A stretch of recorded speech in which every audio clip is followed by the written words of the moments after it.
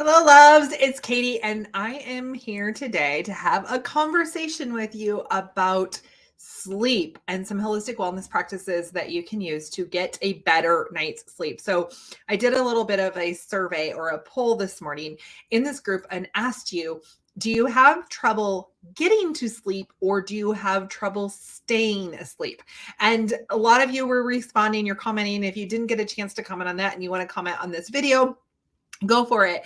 But there seems to be a little bit of a discrepancy between or not discrepancy, a little bit of a variation that some of you are having troubles getting to sleep. Some of you are having trouble staying asleep.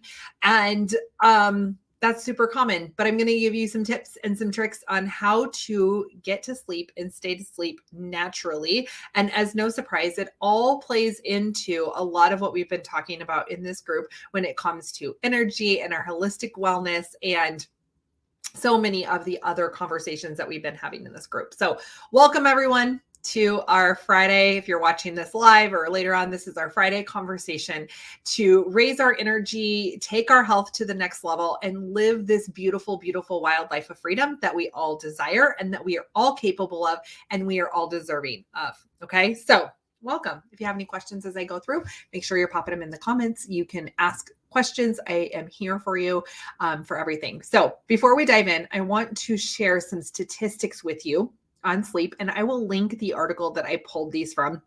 These are the latest data on sleep and some shocking sleep statistics. So sleep is while we're talking about sleep and why I really have this big passion for sleep, is that millions of Americans are struggling with sleep disorders in the United States or not getting enough sleep in their life. Okay. So 70 million Americans are having issues with sleep, but yet sleep is one of the most important health functions that we can focus in on. And a lot of us want to focus in on weight loss. We want to focus in on going to the gym and drinking the water and moving our body, which all of those are really, really important areas to stay focused in on. But sometimes we set aside or we discredit how big of a role sleep plays in our overall health, the ability to block energy, the ability to function, the ability to process through emotions. It is one of the most vital human functions that we can have. And so it's wonderful for physical and mental. And I loved what this website says. It says sleep deprivation is similar to alcohol intoxication. But we don't put that credit on it. We don't give it that credit, or we don't put as much importance on it. We tend to slough it off and be like, oh, how many of you have heard somebody say to you, oh, I can sleep when I'm dead, or, oh, I get 6 hours a night and I can function totally fine. But the reality is you can't. And it is just like alcohol intoxication. So would you go to work if you were intoxicated with alcohol? No, but you're going to work sleep deprived. And I know that stat or that statement might seem a little bold and a little brash, but that's how important sleep is. It's going to help us regulate hormones. It's going to help us with weight loss. It helps us with all of our stress and a whole lot in between. So that's why I really find this topic really important. And one of the things I wanted to remind everyone of today is that a lot of these topics that I'm talking about, I'm going through a lot of information in this 30-day sprint to raise the energy of this group, to give you tools, to give you resources to further your life, to take the steps forward, because we're in this period of our lives where we're all saying, if you're in this group, you're like, oh, I'm fed up with some area of my life and I'm ready to create change. Take this information and pick the one thing that you want to change. So maybe it's sleep. Maybe it is your toxins in your house. Maybe it's your energy. Maybe it's this. I don't want you to think that you have to make all of these changes all at once. Pick something to focus in on. Pick one thing to focus in on. Okay. So maybe that's sleep for you. And if it's sleep for you, keep listening. All right. Okay. So I've been working with women for 10 years, thousands of women. And what I find is a lot of us are stressed. We're overwhelmed. We've got a lot going on in our lives and we're not sleeping. And it's because we either don't know how to fall asleep, we can't fall asleep, or we can't stay asleep. Okay. So I'm going to give you some tips on how to fall asleep with holistic and natural wellness tips, right? With essential oils and some of the products that I love to use to fall asleep. But I also want you to start to reframe how you're doing the activities in your life. And we're going to talk a lot about this next week when we go into this practice of self-love and body love, which was a topic that so many of you were interested in. And I want you to start to reframe your routines and your rituals. What if you started to take those everyday things that you're doing, like getting ready for bed, and you started to make them a ritual, and you started to like just put some different energy into it and different love into it. And that is what I like to do when it comes to sleep. Now, there's a lot of factors that are playing into our sleep or our lack of sleep. And one of the things I have found is these are pretty much the top reasons that we might have troubles falling asleep or that we have trouble staying asleep. Okay. So did you know that the time in which you eat before you go to bed affects how well you're sleeping, right? So your blood glucose levels and healthy glucose levels in your body are a factor in if you can get to sleep and stay asleep at night. And for some of you that are having trouble staying asleep, your glucose levels in your body are going to be huge. So if you're eating a carb heavy meal like pasta and bread and, maybe like comfort food like some mashed potatoes and meatloaf, and you're eating that between, at any time after 6 p.m. at night, and you're trying to get to bed at 9 o'clock or 10 o'clock, then chances are your glucose has spiked and your blood sugar is high, and you do not have to be type 1 or type 2 diabetic for this. And you've spiked, and your body and your insulin, your body can't calm down to actually sleep properly. So one of my biggest tips for this is to start to prepare your body before. And so maybe we need to shift up how you're eating in the evenings and trying to eat at least 3 hours before you're ready to go to sleep. So you're starting to take this sleep, and sleep isn't about just when you get into bed and put your head on the pillow. It starts with the 2 to 3 hours before that. What is your evening routine? What is your ritual going into the evening? What are you doing to prepare yourself, right? If you're having troubles getting to sleep, not drinking caffeine after noon, okay? Because caffeine can be a big indicator. And a lot of times we're like, hey, I'm not staying, I'm going to have that afternoon coffee because I'm tired. But then at the same time, that's preventing us from getting to sleep. Another big indicator of not being able to sleep is we've got too many things racing around in our mind, right? And so we're having troubles winding down our mind to sleep. And so then it's harder to get to sleep, right? So that overwhelm that I talked about yesterday, that constant whatever we have going on, that overwhelm's coming into our body and it's racing our mind. And so we can't calm down. So just an easy practice. Again, I like to give you easy practices that don't cost anything. And then we have a little bit more of like, hey, let's add in some other sleep aids that we can use as a combo. Because when you're getting sleep, your vitality is increased, your skin is increased, and so many other health concerns are going to fall away.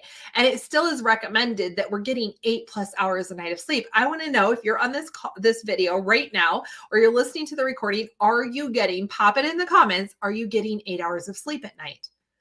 Right? Are you getting 8 hours of sleep? And sometimes this is the first place. Water and sleep are the first two spots to start with. Okay. And so as we go into the evening and start to think about, okay, what am I doing that's keeping my mind racing? Okay. What am I doing that I need to maybe start to calm down my mind ahead of time? Maybe are you picking up that phone again, right? We talked about this on the social media.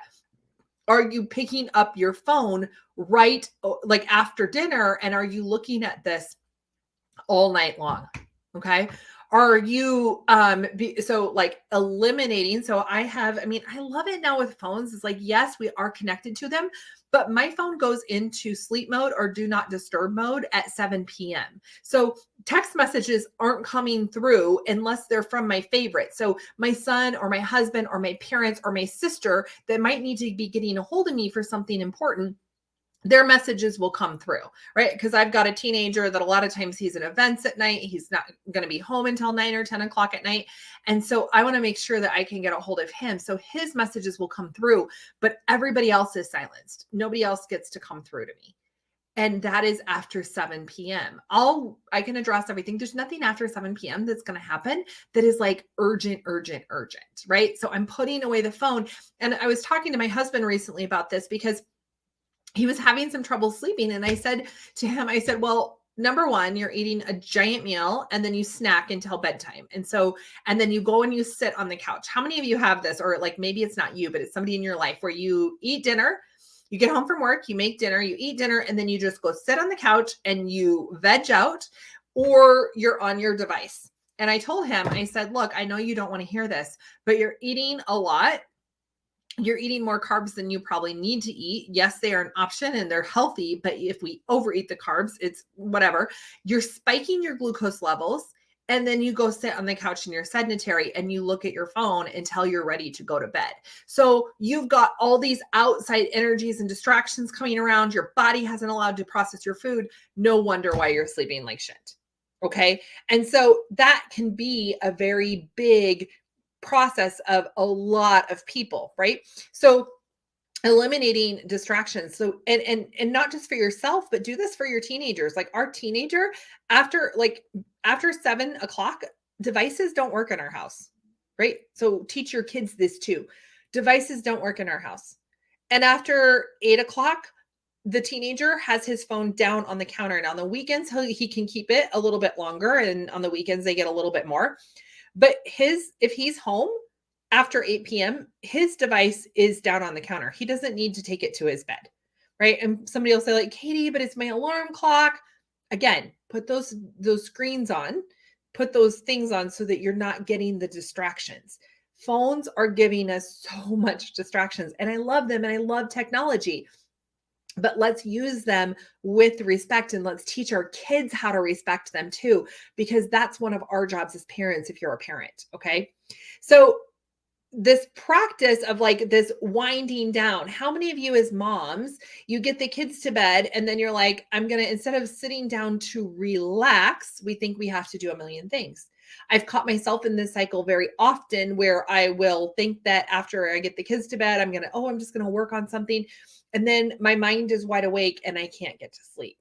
Okay. So start the wind down for the bedtime long before you have to go to bed. Okay. This is going to be huge. And then you can go into you have your whole wind down routine, this beautiful ritual. You go and you take care of your skin and you wash your face and you put your oils on and you do some yoga stretching. Maybe after dinner, you go for a walk to help with those post-meal glucose spikes, right? Maybe you're incorporating in some of what we call meta power into your daily routine of eating that's helping regulate your blood sugar levels and your hormone levels. Okay. So there's lots of little tools that we can be doing along the way. All right. So I want you to start to think about this practice of getting to sleep. Okay. So now some of you said, okay, I've got some that, hey, I'm waking up in the middle of the night. Oh, wait, before we get to this, there's another big indicator that actually is one of the biggest sleep disruptors. It's the high glucose levels and the sugar spikes, but from your meal, but it's also if you're drinking alcohol, which a lot of times we're like, hey, I just want to come home. I want to relax. I want to unwind for the evening. And we'll have that glass of wine. We'll have that beer. We'll have that 3 or 4 beers. That's actually one of the most detrimental things you can do for your sleep is to drink alcohol before sleep. Alcohol is a huge disruptor in your sleep. Now, I'm not saying don't enjoy a glass of wine every once in a while, but if you are enjoying wine every single night and you're not sleeping, that might be something that you want to eliminate. Okay. And so just looking at all of these patterns, alcohol, the foods you're eating, your habits as you're leading up. So anything past that like 6 p.m. time frame, okay, is what we're looking at, and starting to ritualize and create some little fun little routines in our lives and start to eliminate and see, okay, if I'm not sleeping, what's really going on? What's keeping me up? What's racing my mind? Okay. Then and I'm getting to, in just a second, I'm going to get to my favorite essential oils for this too. Then the other thing that we need to look at is if you are waking up in the middle of the night. There is a resource from the Chinese medicine, and it is a calendar or a time chart of which organs are functioning at different times of the day. Okay. And so if you're waking up constantly at 2 o'clock, it might be liver. If you're waking up constantly at 3 o'clock, it might be gallbladder. And I'm going to be popping that chart into the comments of this video so that you can look at that. Now, when you look at that, and if you're like, oh my gosh, there was a couple of you that said, hey, I have a great time falling asleep, but then at 2 o'clock in the morning, I wake up. And so if that is your liver, then we might also start to look at, okay, what's going on with your liver? Do we need to start to also look at your focus on sleep is going to also include looking at some of your metabolic health processes, looking at some of your liver detoxification systems. Is it to eliminate some more toxins from your life? Are you waking up at that 2 o'clock time frame? And how do we support your liver, your gallbladder, your kidneys at those different time frames from a holistic standpoint during the day? So the thing is when we're looking at being a wild woman, when we're looking at creating this abundant freedom in our lives that we are desiring and we are here for the change, we have to look at all components. And a lot of times when we're looking at things, we don't think that they all come together, but the reality is everything is interconnected. Everything in our life is a thread that is woven together. So our sleep is woven together with our metabolic health. Our metabolic health is woven together with our sleep, with our stress, with the foods we eat, with the things in our home. And that's why you see me talk about so many varieties of topics. But when you really look at it, they're all just pieces of the thread that have been woven together to create this beautiful tapestry of your life. And so when we're looking at those time frames that are more in the morning hours, we've got to look at detoxification of the body, because if that is the time, if the liver is under stress because you are in a space of constant control, or you have, maybe you've had that alcohol or you've not eaten that right meal, and then the liver is trying to detox at 2 o'clock in the morning, you're going to wake up because the liver's like, hey, I'm trying to detox here. And you've been an asshole to me and you haven't supported me. You haven't loved on me and I can't do my job. So the only function I have right now is to wake you up to tell you something, right? Remember, our body whispers, our body knows everything, and our body whispers. And if we don't listen to it when it's whispering, it's going to get a little bit louder and a little bit louder and a little bit louder until it screams. And waking up after you've been able to fall asleep is one of those things, or not being able to get to sleep. Okay. So now let's talk solutions. Solutions is to really evaluate. I want you to start to journal out. You can journal out, okay, what is my, like from 6 o'clock on, what are my meals? And start to ask yourself, am I, like on nights that I sleep really good, what did I eat? Right? So start to notice, start to listen to your body about what meals give you the better way to get into your sleep patterns. What time are you waking up? And look at that chart and start to identify, start to problem solve on your own what's going on and your rituals and your routines. Okay. And then we can also bring in some natural sleep solutions. So some of my favorites are going to be those Adaptiv Capsules I talked about yesterday. And don't worry, I'm going to put all of these into the description for you. The Adaptiv Capsules, the Serenity Softgels. These are both very natural sleep aids. One of the things that a lot of us will go to is over-the-counter sleep aids and melatonins and things like that. And it's just like everything else on the market. We don't really know what's in it. And a lot of the research and a lot of the stuff I have read on melatonin is that if it's not a pure source, which most melatonin on the market is not, it actually can cause further hormone disruption, which can, and over a long term, help decrease your sleep. And so that's why I like the Serenity Softgels, the Adaptiv Capsules, and also essential oils. Like some of my favorites for sleep are going to be petitgreen, lavender, magnolia, Serenity, Cedarwood, Roman Chamomile, all of these oils are so beautiful. And a couple of things to notice when it comes to these oils for sleep is that everybody's body is different. So if you've tried lavender and you're like, oh my gosh, it kept me up all night and gave me weird ass dreams, the reason for that is lavender is also the oil of communication. So lavender is also in Serenity. So if those two oils didn't work for you and you're a super sensitive empath, it's probably keeping you up because it has you talking to spirit realms during all night long, because that's when they're more active, right? And you've got like, yeah, it's too much work for you. And so maybe you need to I do really well with cedarwood and magnolia and Roman chamomile. Some people like vetiver. Vetiver is their favorite, but they all are going to help calm the mind. We start to bring them into our routines probably about an hour before bed. And we put them on us and we create this beautiful routine. We start essential oils in our diffuser.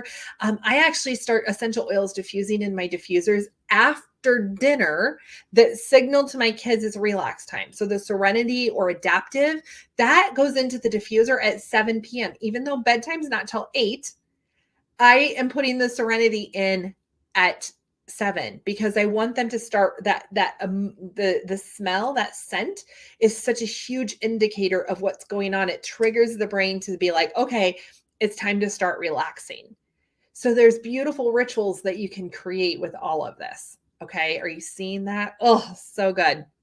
All right, so we're going to wrap it up for today. I wanted to keep this around 20 minutes, but these are some of the reasons, like, the things that's going on with sleep, why it's so important, and some different tools that you can use for sleep. Now, if sleep is something that you're like, Katie, I am ready to dive into sleep. I'm sleeping like crap, and I really want to get some sleep. I want you to reach out to me. We can walk through, we can do that blueprint call. Somebody asked me yesterday what a blueprint call was. It's where we get on the phone, I ask you questions, and we explore what it looks like for you to move forward in your life, right? What are the next steps? Because a lot of times we know what it is, but there's so much information, there's so much overwhelm going on that we can't see the steps in front of us. And that's where I come in. I'm really good at helping you break things down and make things super simple and give you that concrete plan moving forward. And if you have not tried essential oils for sleep and you would like me to send you a little goodie packet, make sure you message me or comment on this post that you are ready from some of these essential oils. I have this beautiful little mind, mood, and sleep kit that is full of some samples and some goodies for you to try for your emotions and for your sleep to start to have that experience of what essential oils can do for you. So I'll be waiting for you guys in my inbox. If you have any questions at all, make sure you're popping them in the comments. As soon as I wrap up this video, I will also add in some more resources for you to look at on sleep. So everyone, have a great weekend. I've loved giving you these little chats. Next week, we're going to start to move into body love and cyclical living, which is some of my other favorite topics to talk about. So I'll see you later. Bye.